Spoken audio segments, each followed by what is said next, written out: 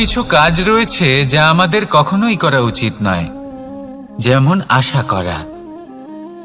যদি আপনি আশা করেন আর আপনার আশা পূর্ণ না হয়, আপনি খুবই কষ্ট পাবেন। এবার আপনি যদি প্রতীক্ষা করেন, করতেই থাকেন, আর সেই ব্যক্তি যদি না আসে, তাহলেও খুব কষ্ট পাবেন। আর হলো তুলনা। আপনি যদি তুলনা করতে যান, তাহলে এটাই ভাববেন যে হয় আমি বা অন্য কোনো ব্যক্তি, এই দুজনের মধ্যে কোনো এক ব্যক্তি নিকৃষ্ট। আর এই ভাবনাটাই হলো অনুচিত। যদি আমরা কথা বলি সেই সব বিষয়ে যা আমাদের করা উচিত, যেমন পরীক্ষা। এই পরীক্ষা সবসময় আমাদের আরো সফল করে তোলে, আরো শ্রেষ্ঠ করে তোলে, আরো উৎকৃষ্ট করে তোলে। আসন্ন মহাসংগ্রামের জন্য আমাদের প্রস্তুত করে তোলে এই পরীক্ষা। তাই এই পরীক্ষার থেকে কখনোই পালাবেন না, এর সম্মুখীন হন। আর হলো কর্ম। কর্ম করা কখনোই বন্ধ করবেন না। তুলনা করার বদলে কর্ম করুন, প্রতীক্ষা করার বদলে কর্ম করুন, আর আশা করার বদলে কর্মই করুন। জীবন সফল হয়ে যাবে। দেখুন, সবার শেষে সত্যি বলতে এই কর্ম আর এই পরীক্ষা, এই দুই আমাদের জীবনকে সুখী করে তুলতে পারে। আসুন আর আমার সাথে ভালোবেসে বলুন, রাধা রাধা। মানুষ তার জীবনে শিক্ষা এবং প্রেম, এই দুই লাভ করে তার মাতা, পিতা এবং গুরুর কাছ থেকে। কিন্তু মানুষ সবথেকে বেশি ভালোবাসে নিজের মাতাকে, কারণ মাতা খুব নির্মল চিত্তে ভালোবাসে, শান্ত মনে আমাদের অন্তরে শক্তির সঞ্চার করে থাকেন, আমাদের উৎসাহ দেন, বলশালী করে তোলেন। ব্যাপারটা কিন্তু এমন নয় যে আমরা নিজেদের বাবা বা গুরুকে ভালোবাসি না, তাদেরকেও আমরা অত্যন্ত ভালোবাসি। শুধু ওনাদের কঠোর ব্যবহার দেখলে আমরা একটু ভয় পেয়ে যাই। এবার ওনাদের এই কঠোর ব্যবহার আমাদের ভালো না লাগলেও অত্যন্ত আবশ্যক, কারণ মাতার থেকে আমরা যে শক্তি লাভ করি তা যেন নিয়ন্ত্রণ হারিয়ে বিধ্বংসী না হয়ে ওঠে, আমরা যেন কোনো কুপথে না চলে যাই, আমরা কখনো যেন দোষ না করে ফেলি। শুধু সেই জন্য পিতা এবং গুরু একটু কঠোর হয়ে ওঠেন, এবং ওনাদের এই কঠোর আচরণ ভবিষ্যতে গিয়ে আমরা অবশ্যই বুঝতে পারি। জীবনে কিছু বছর আমরা এগিয়ে যাই আর তারপর আমরা বুঝতে পারি যে বাবা এবং গুরু আমাদের যথেষ্ট ভালোবাসতেন, কিন্তু ওনাদের ভালোবাসার বহিঃপ্রকাশ আলাদা। প্রয়োজনীয় হলো এটা দেখার, এটা বোঝার যে শুরু থেকে আমাদের প্রতি ওনাদের আচরণ কেমন ছিল। ওনাদের কঠোর হওয়ার পেছনে ওনাদের ভালোবাসাটা বোঝার চেষ্টা করুন, ওনাদের চিন্তাটা বোঝার চেষ্টা করুন, ওনাদের পথপ্রদর্শনের আড়ালে আপনার ভবিষ্যতের জন্য যে পরিকল্পনা ওনারা করেছেন সেটা বোঝার চেষ্টা করুন। তখন আপনারা বুঝতে পারবেন ওনাদের ভালোবাসাকে।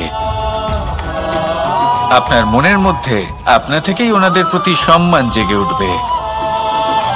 নিজের পিতা এবং নিজের গুরু, এই দুজনের প্রতি কৃতজ্ঞতা প্রকাশ করুন আর আমার সাথে ভালোবেসে বলুন, রাধা রাধা। আমি অনেক সংখ্যক মানুষকে দেখেছি, তাদের কাছে অত্যাধিক জ্ঞান আছে, শিল্প আছে, ধন আছে, কীর্তি আছে, কিন্তু তারা এই সব কিছু নিজেদের কাছেই রাখেন, এই সমাজে বিতরণ করেন না। কারণ হলো ভয়। ওনাদের মনে হয় যে যদি আমি এই সব কিছু সমাজে বিতরণ করি, তাহলে সমাজ আমার শিল্প হোক, ধন হোক, জ্ঞান হোক, কীর্তি হোক, সবকিছু চুরি করে নিয়ে যাবে, আর তার বদলে আমি কিছুই পাবো না। এটা কিন্তু সত্য নয়।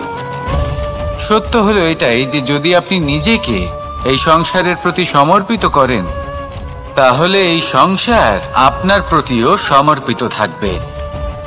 আপনি শুধু ধন, জ্ঞান, কীর্তি, সম্মান পাবেন তাই নয়, বরং এই সমাজ আপনাকে নিজের চোখে হারাবে, মনের মধ্যে স্থান দেবে।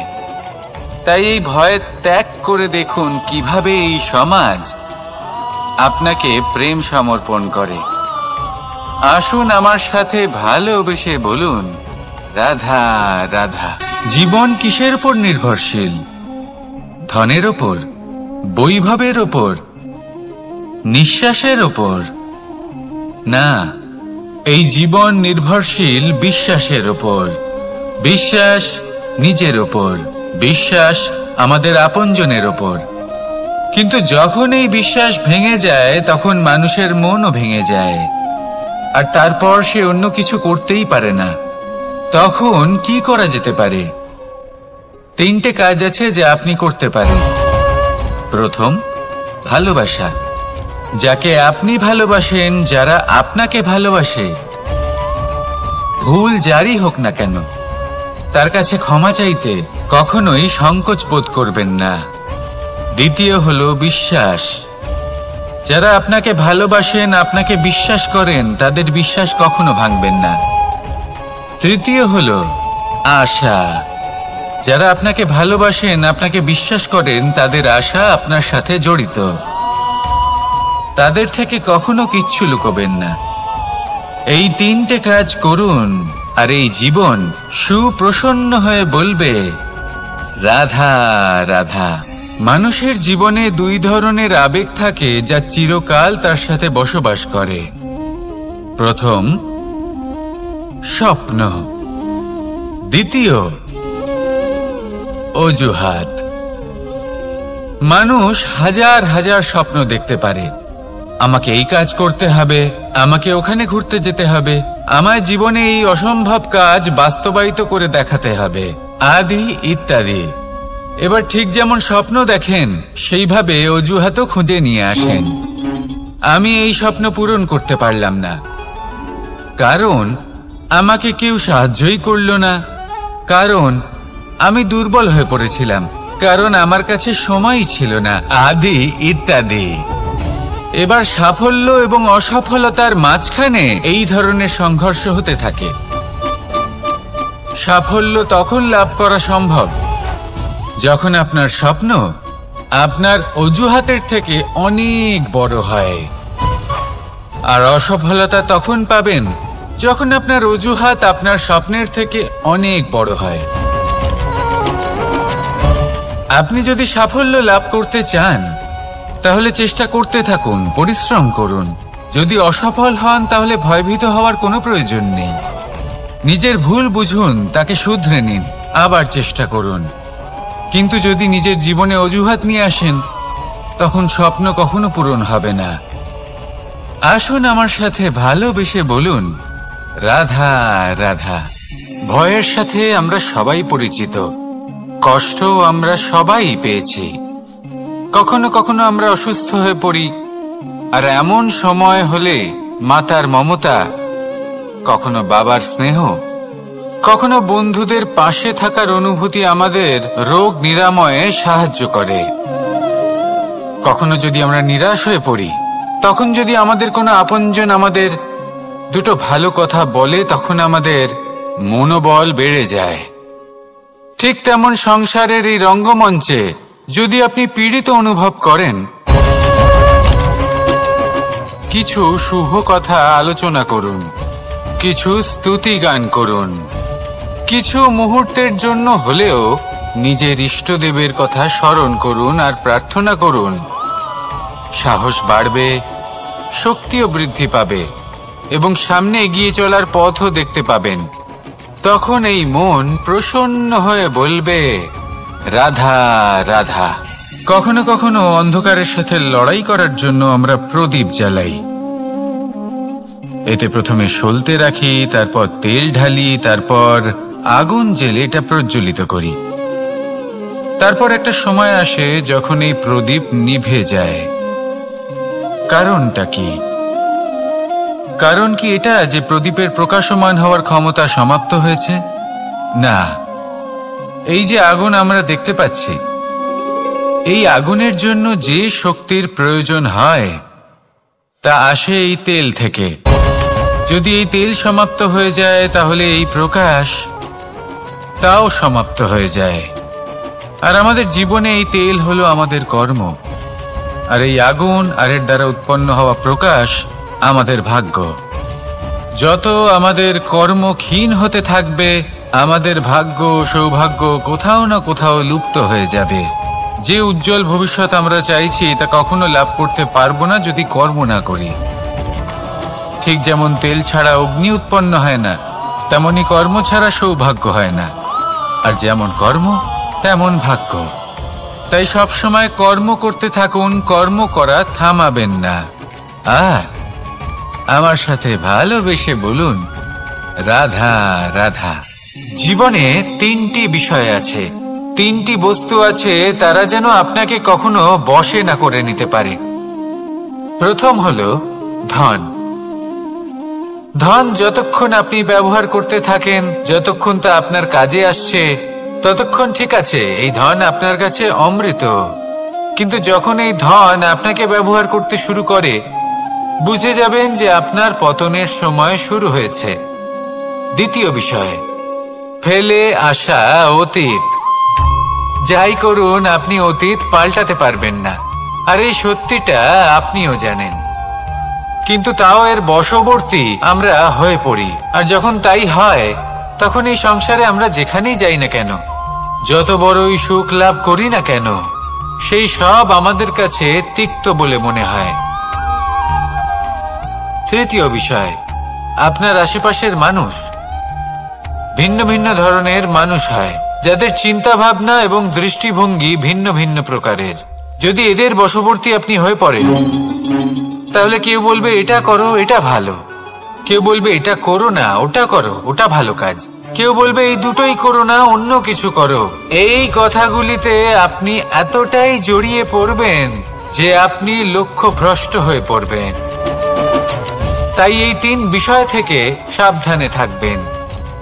যদি কোনো কিছু বশ করতে হয়, তাহলে আপনাকে বশ করতে হবে আপনার আজকে, নিজের বর্তমানকে। এটা খুব প্রয়োজনীয়। এটা ভাববেন যে এই সময়ের সদ্ব্যবহার আমি কিভাবে করব, সময়কে শাসন কিভাবে করব, ওই কর্ম কিভাবে করব যাতে ভবিষ্যতে কখনো আমার আফসোস না হয়, বরং এই সংসার আমাকে নিয়ে গর্ব করবে, সেই কর্ম করুন। আর যখন আপনি এটা শিখে নেবেন, তখন আপনি নিজেই নিজেকে প্রকৃত অর্থে ভাগ্যশালী করে তুলবেন। আসুন আমার সাথে ভালোবেসে বলুন, রাধা রাধা।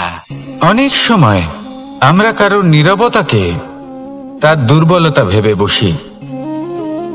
হতেই পারে সেই ব্যক্তি উত্তর দিতে চাইছেন না, হতে পারে অন্য কোনো কারণ আছে যা আমরা বুঝতেই পারছি না। সেই জন্য তাকে দুর্বল ভেবে নেওয়া অনুচিত। দেখতে গেলে এই বিশাল সমুদ্র এও কিন্তু নীরব, শান্ত হয়। কিন্তু যখন সে রুদ্র মূর্তি ধারণ করে, তখন কি হয়? সমগ্র সংসারকে বিনাশের পথে নিয়ে যায় এই সমুদ্র, প্রলয় সৃষ্টি করে। সেই জন্য কারোর সহ্য শক্তিকে দুর্বলতা বলে মনে করবেন না। কারণ যদি এই নীরবতা নিজেকে ভেঙে বেরিয়ে আসে, তাহলে তা বিনাশের সমস্ত সীমা পার করে যেতে পারে। তাই এই নীরবতাকে সবসময় বুঝুন, সবসময় একে সম্মান করতে শিখুন। আর আমার সাথে ভালোবেসে বলুন, রাধা রাধা। কখনো কোনো চাতক পাখিকে দেখেছেন? কথায় আছে যে বছরে মাত্র একবার সে তার তৃষ্ণা মিটিয়ে থাকে, আর তাও আকাশে ভেসে থাকা মেঘের দ্বারা ঘটানো বৃষ্টির জলের ফোঁটা থেকে। আর কোথাও থেকে সে তার তৃষ্ণা পূরণ করে না।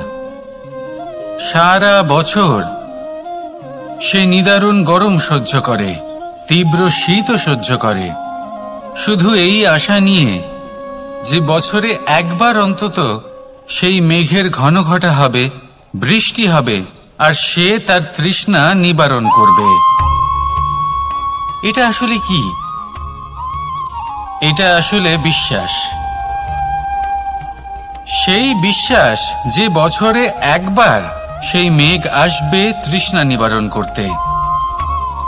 যেমন দেখুন, একটা সূর্যমুখী ফুল সারা রাত অন্ধকারের সাথে যুদ্ধ করে, কারণ তার বিশ্বাস যে ভোরবেলায় সূর্য তাকে অবশ্যই দর্শন দেবেন।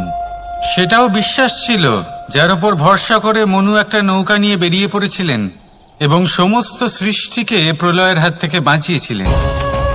সেটাও ছিল ভালোবাসার প্রতি বিশ্বাস, যার উপর ভরসা করে বানর এবং ভাল্লুক সেনা নিয়ে শ্রীরাম আক্রমণ করেছিলেন সমস্ত বরদানপ্রাপ্ত অসুরগণ এবং রাক্ষসগণের লঙ্কায় এবং জয় লাভ করেছিলেন। এই বিশ্বাসই হল এই বিশ্বের আশা। বিশ্বাস রাখুন যে আপনি হলেন সর্বশ্রেষ্ঠ এবং শুধুই নিজের কর্ম করতে থাকুন। এই বিশ্বাসের আশাই আপনাকে প্রতি মুহূর্তে বল প্রদান করবে। এ হলো আমার বিশ্বাস। আসুন আর আমার সাথে ভালোবেসে বলুন, রাধা রাধা। যোগাসন। যোগাসনে আসন অত্যন্ত গুরুত্বপূর্ণ। এবার আমি বলবো সবথেকে শ্রেষ্ঠ আসন কোনটি। আশ্বাস। নিজেকে আশ্বস্ত করতে থাকুন যে আমি আছি, সব ঠিক হবে, যা হচ্ছে ভালোর জন্য হচ্ছে। এই আশ্বাস আপনাকে জীবনে এমন ধনাত্মক বিশ্বাস দেবে যে আপনি বড় বড় সমস্যার সমাধান করতে পারবেন। এবার যদি কথা বলি সবথেকে কঠিন সময়ের, তাহলে সেটা হলো বিচ্ছেদের। যা মা সীতাকে সহ্য করতে হয়েছে শ্রীরামের জন্য, রাধা কৃষ্ণকেও সহ্য করতে হয়েছে। যে ব্যক্তি বিচ্ছেদের সময় সঠিক পথে চলে এসেছে, সে জীবনে অনেক শ্রেষ্ঠ স্থানে অবশ্যই পৌঁছতে পারবে। এবার যদি কথা বলি সবথেকে জরুরি এবং গুরুত্বপূর্ণ সময়ের, তাহলে সেটা হলো সংযোগ। সকলকে সাহায্য করতে থাকুন। আপনি অন্যদের সাহায্য করে তাদের যত আনন্দ দিতে পারবেন, ততটাই আনন্দ আপনারও জীবনে অবশ্যই আসবে। আসুন আর আমার সাথে ভালোবেসে বলুন, রাধা রাধা। সংসারে সকলে উঁচুতে উঠতে চায়, কেউ নত হতে চায় না।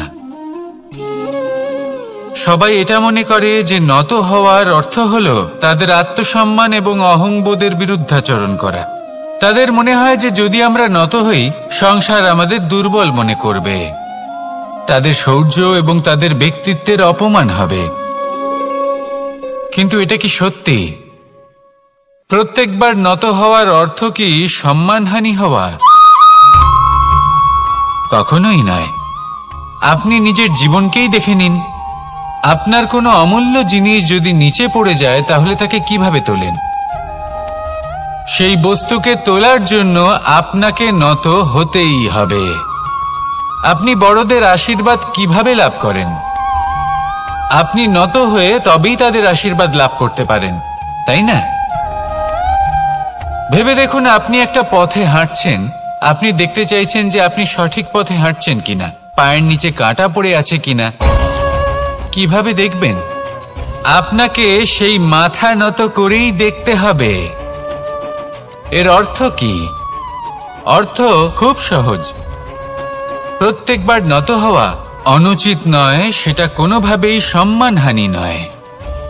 পরিস্থিতি অনুসারে এবং যেখানে প্রয়োজন, আপনি নত হতে শিখে গেলে আপনি অনেক কিছুই লাভ করতে পারবেন।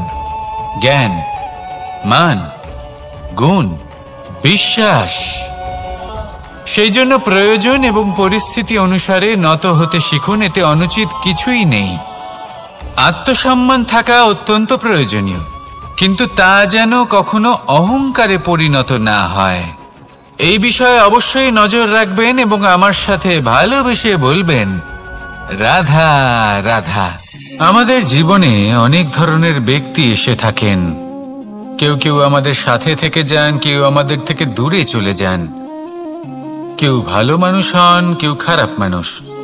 কিন্তু আমরা সবসময় সেই সময়টাকে নিয়ে দুঃখ প্রকাশ করি যখন আমাদের জীবনে কোনো খারাপ ব্যক্তি প্রবেশ করেন। তারা আমাদের খারাপ অনুভূতি দেন, দুঃখ দেন, কষ্ট দেন। আমরা সবাই তাকে ভালো মন্দ কথা বলি। কিন্তু কেন? এমন বিভিন্ন ধরনের মানুষ, খারাপ মানুষ, ভালো মানুষ, সবার জীবনেই আসেন। এবং সকলকেই একটা অমূল্য শিক্ষা দান করে যান।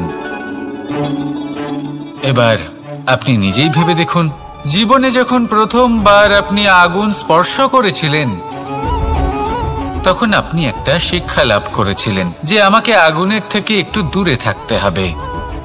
তারপর আস্তে আস্তে আপনি শিখলেন যে কিভাবে এই আগুনকে নিয়ন্ত্রণে রাখতে হবে। তারপর আপনি শিখলেন যে কিভাবে নিজের জীবনে তাকে প্রয়োগ করতে হবে, তা সে অন্ধকারে প্রকাশ লাভ করার জন্য হোক বা খাবার বানানোর জন্য। সেইভাবেই কোনো খারাপ ব্যক্তি যখন আপনার জীবনে আসে কোনো শিক্ষা দিয়ে যান, তার প্রতি কৃতজ্ঞ থাকুন। তার বিষয় খারাপ ভাবার বা খারাপ অনুভূতি নিয়ে থাকার কোনো প্রয়োজন নেই। সেই শিক্ষা লাভ করুন, ইতিবাচক মনোভাব নিয়ে জীবনের সামনে এগোতে থাকুন। কেউ নেই যিনি আপনাকে বাধা দিতে পারেন। আসুন আমার সাথে ভালোবেসে বলুন, রাধা রাধা। জীবনে সাফল্য লাভ করতে হলে মানুষকে উচিত পথে চলতে হবে, কিন্তু তার থেকেও বেশি গুরুত্বপূর্ণ হলো এটা বোঝা যে সেই পথে চলতে চলতে কখন আমাদের দাঁড়াতে হবে আর কখন আমাদের চলতে হবে। এই শিক্ষা অত্যন্ত গুরুত্বপূর্ণ। এবার দেখুন, ছোট্ট একটা কথা রয়েছে, ওকে আটকিও না, যেতে দাও। এই বাক্যের অর্থ কি? অর্থ যে কাউকে আটকিও না, যে এগোতে চাইছে তাকে এগোতে দাও, তার পথে বাধা সৃষ্টি করো না। এবার এই ছোট কথাতে এক অনুচিত স্থানে আমি দাঁড়িয়ে পড়ি। আটকাও, যেতে দিও না। এবার এর অর্থ কি হলো? যে এই ব্যক্তিকে আটকাও, তাকে জীবনে এগোতে দিও না, এর পথে বাধা সৃষ্টি করো।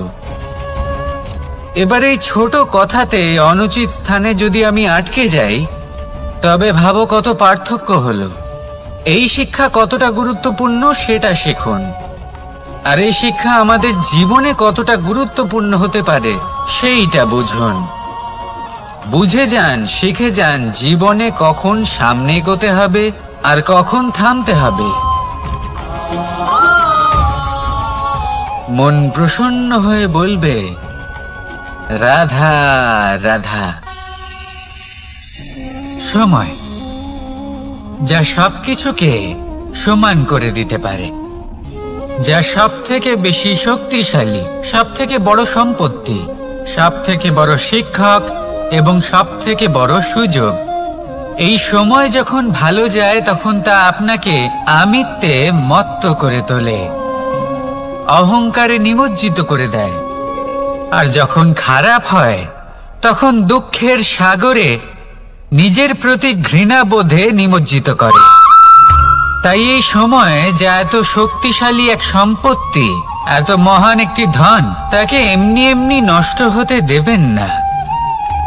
এই সময়ের সাথে কি করবেন, কিভাবে করবেন তা ভাবতে গিয়ে এবং করতে গিয়ে সময় নষ্ট করবেন না।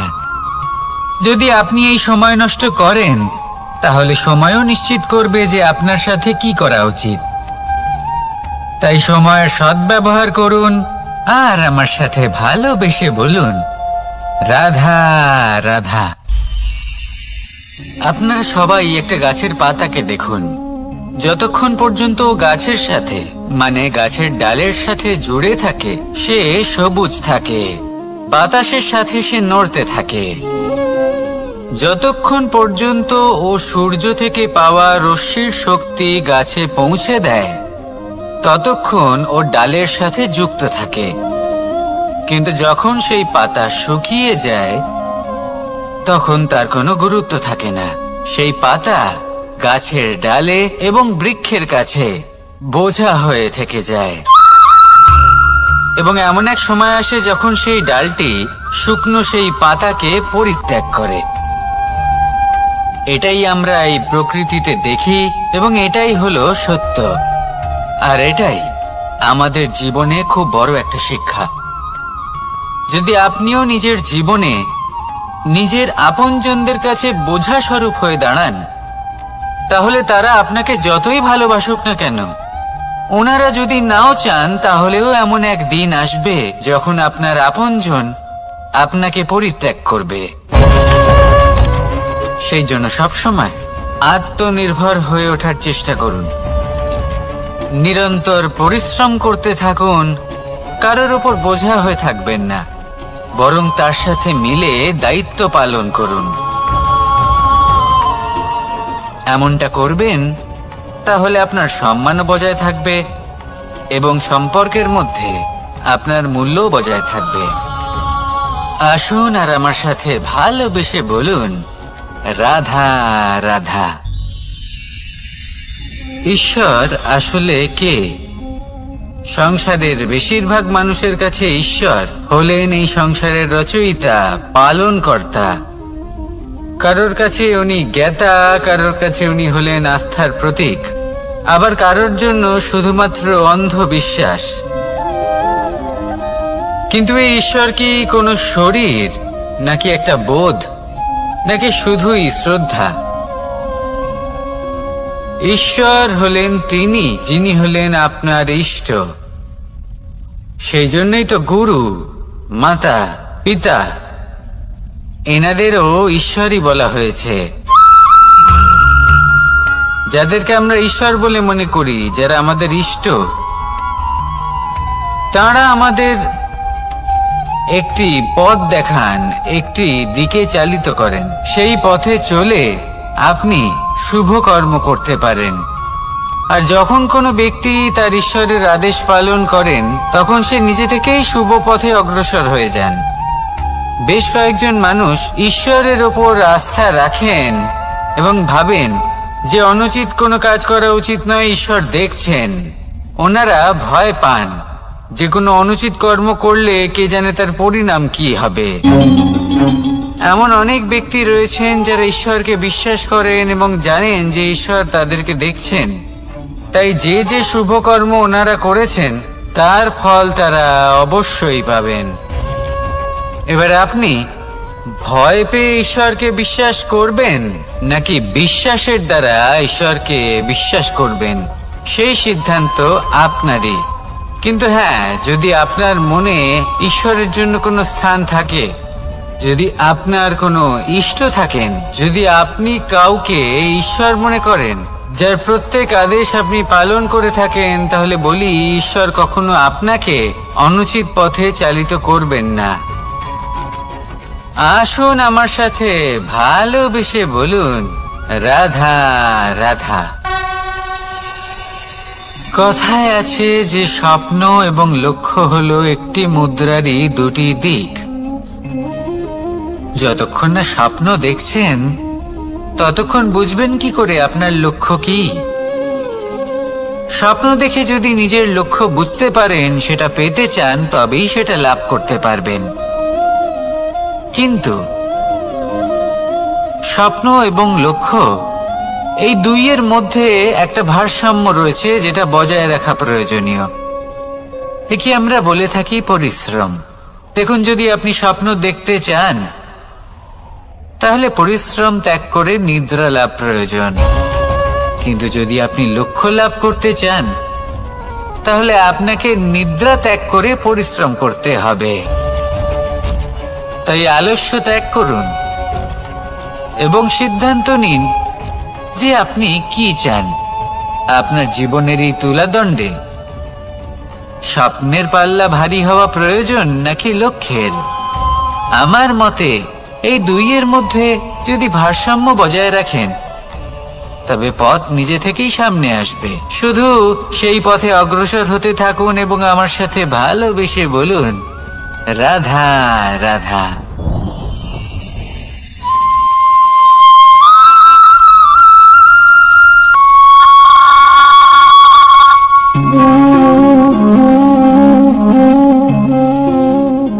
মোহনের বাঁশির এই সুর, এই সঙ্গীত কার না পছন্দ হয়?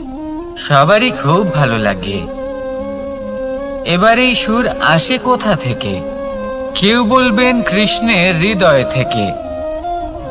সত্য কথা, এই সুর হৃদয় থেকে নির্গত হয় এবং প্রকট হয় এই বাঁশি থেকে। এই বাঁশিটাকে দেখুন, এই ছিদ্রগুলি দেখুন, প্রত্যেকটা সুর থেকে নিজস্ব একটা স্বর নির্গত হয়। এবার যে ব্যক্তি এই সমস্ত সুর এবং স্বর বুঝতে পারেন, এতে নিপুণ, তিনি এই বাঁশির দ্বারা যে সুর নির্গত করবেন তা তো মধুর অবশ্যই হবে। এবার জীবনের সাথেও কিছুটা এরকমই ঘটে। জীবনের কিছু নীতি থাকে, অর্থ, কুটুম্ব এবং আধ্যাত্মিক। যদি জীবনের প্রত্যেকটা মুহূর্ত সুখময় হয় এরকম আপনি চান, তাহলে এই তিনটি নীতিতে আপনাকে নিপুণ হতে হবে। কোনো একটি বিশেষ নীতির প্রতি যদি আপনি বেশি ঝুঁকে পড়েন, তাহলে বাকি দুই নীতি থেকে যা সুখ লাভ করা সম্ভব তা পারবেন না। ধন অর্জন করতে হবে পরিবারের জন্য, পরিবারের সুখ মনের শান্তির জন্য, মনে শান্তির প্রয়োজন মনের শুদ্ধতার জন্য। যখন এই মন শুদ্ধ হবে, জীবন শুদ্ধ হবে, পবিত্র হবে, সুন্দর হবে এবং ভালোবেসে বলবে, রাধা রাধা। আমি রথে যাত্রা করি, তাতে বারবার পথে থামি আর দেখি যে আমি অনুচিত দিকে যাচ্ছি না তো, আমি উচিত পথেই যাচ্ছি তো। কারণটা কি? কারণ হলো যাতে আমি পথভ্রষ্ট না হয়ে যাই। জীবনযাত্রাতেও এটাই প্রয়োজন। জীবনযাত্রায় ভোগ বিলাসের পথে হারিয়ে যাওয়া খুব সহজ। বারবার থেমে আপনাকে দেখতে হবে, নিজেকে কিছু প্রশ্ন করতে হবে। আমি কি আজ সেই কর্মই করছি যেটা আমি করতে চেয়েছিলাম? আমি কি আজ সেই জীবন যাপন করছি যেমন আমি যাপন করতে চেয়েছিলাম? যদি এই প্রশ্নগুলোর উত্তর হ্যাঁ হয়, তাহলে এগোতে থাকুন, নয়তো থেমে যান এবং বিচরণ করুন। মনে রাখবেন, এই সংসার অত্যন্ত জটিল আর এতে হারিয়ে যাওয়া অত্যন্ত সরল। সেই জন্য নিজে থেকে বারবার থামা এবং জীবন চিন্তন করা অত্যন্ত আবশ্যক। তাহলে সেটাই করুন আর আমার সাথে ভালোবেসে বলুন, রাধা রাধা। এই সংসারে যখনই দুজন মানুষ একত্রিত হয়ে কোনো সমস্যার বিষয়ে আলোচনা করেন, তখন হয় সবার শেষে কোনো না কোনো সমাধান বের করেন বা কোনো না কোনো বিবাদ করেন। এই বিবাদ হলো মনুষ্য জীবনের সবথেকে বড় ঝামেলা, সবথেকে বড় সমস্যা। ভেবে দেখুন, এই বিবাদ কেন হয়? তখনই হয় যখন বার্তালাপ ঠিকমতো হয় না। আর বার্তালাপ ঠিকমতো কেন হয় না? কারণ বেশিরভাগ সময় মানুষ একটাই ভুল করে বসে।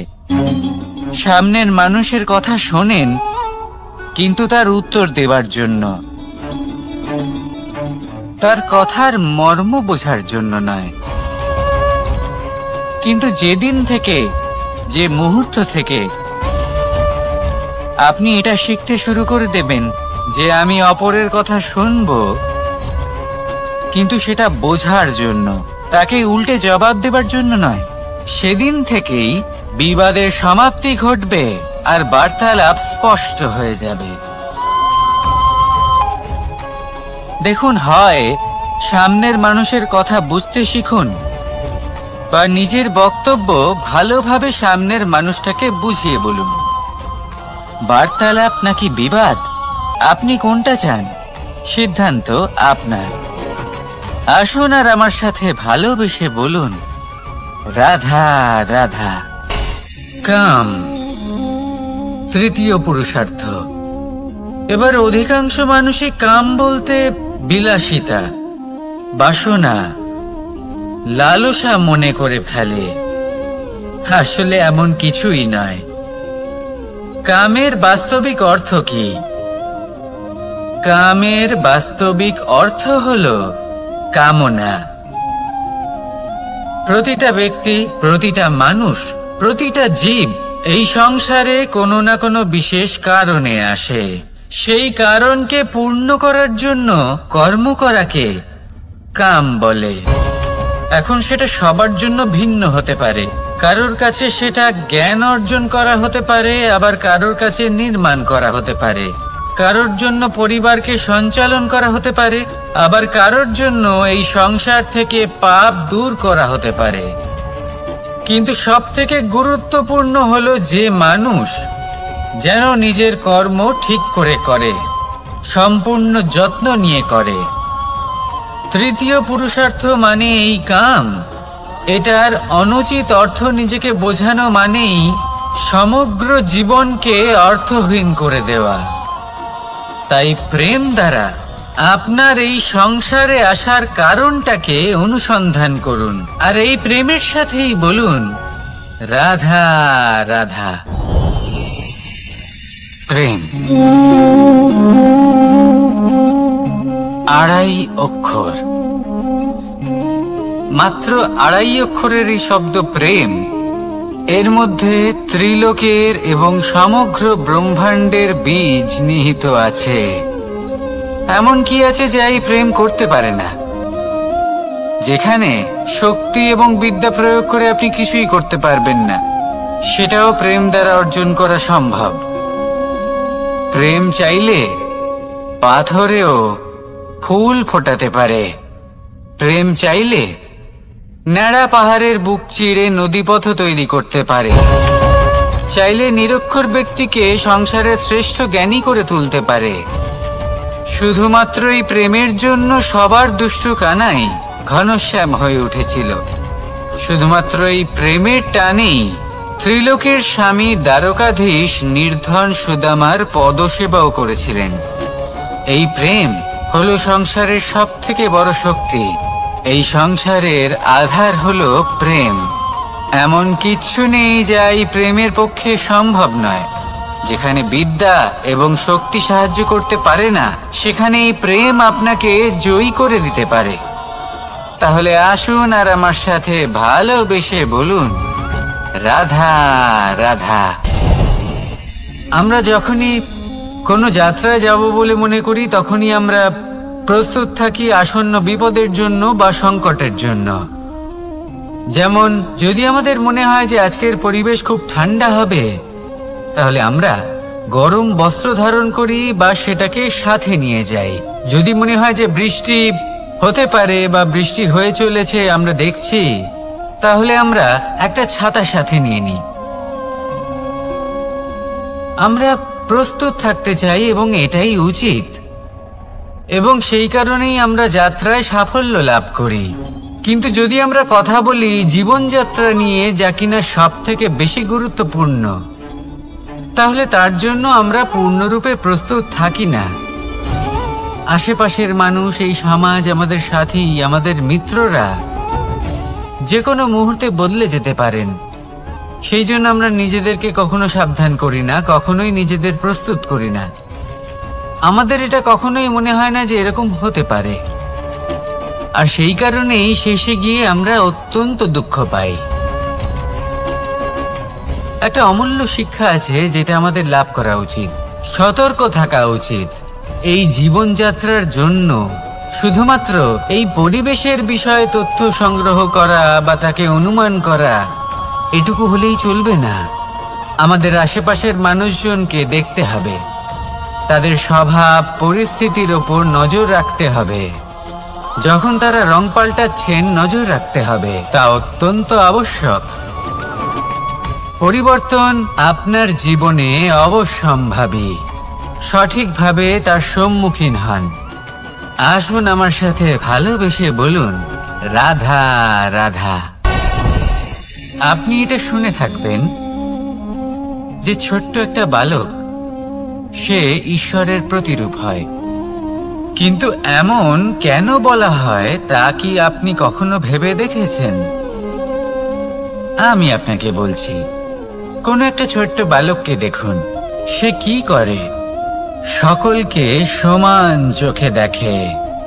ওর মনে না কোনো ছলনা রয়েছে, না কোনো কপটতা। না অহংকার রয়েছে আর না কোনো বিষয় নিয়ে কোনো চিন্তা। সকলকে সে সমান চোখে দেখে আর নিজের মধ্যেই প্রসন্ন থাকে, সকল বিকার থেকে মুক্ত। এগুলোই তো সেই গুণ, সেই বালকের মধ্যে যা হলো ঈশ্বর স্বরূপ। এবার ভেবে দেখুন, যদি প্রত্যেকটা মানুষ এই ছোট বালকের মতো সেই সব গুণ নিজের মধ্যে জাগ্রত করে তোলে, তাহলে কি হবে? তারাও ঈশ্বর তুল্য হয়ে উঠবে। তাই আপনিও এটাই করুন, নিজের মনকে বিকার মুক্ত করুন সেই ছোট্ট বালকের মতো। মনের মধ্যে না কোনো চিন্তা রাখবেন, না মোহ, না ক্রোধ, না কোনো রকমের ছলনা বা কপটতা। সবাইকে সমান চোখে দেখুন আর নিজের মনেই প্রসন্ন থাকতে শিখুন। এই মন প্রেমময় হয়ে বলবে, রাধা রাধা।